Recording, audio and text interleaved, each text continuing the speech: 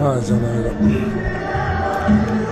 Mənim fikrimcə şirin səs müğənnilər çoxdur. Çünki bizim böyük müğənnilərimiz var. O qədər şirinliyə malikdirlər ki, onlar. Mənə elə gəlir ki, onlar yaxşı. Bilirsiniz, jurnalist mənə elə gəlir ki, şirin dil olmaz. Bilirsən necə sual verdin? Lap mənim ürəyimi oxudun. Şirin səsdə müğənnilərimiz var. Var. Hansı ki, mən onlara qulaq asıram, hətta ağlayıram, sevirəm onları. Birinin adı çəksəm, hamısı məndən küsəcək. Zülfiyə Xanbabayevadır, Nisə Qasımovadır, bir də Brilliant Adaşovadır və s.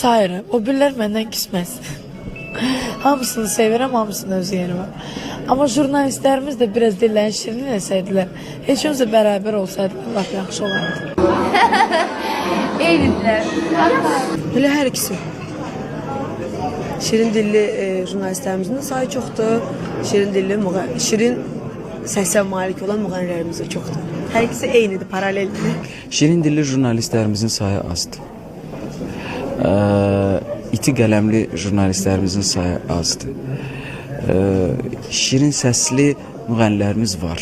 Demək olmaz ki, çoxdur ya azdır. Şirin dilli müğənnilərimiz azdır. Əfsuslar olsun.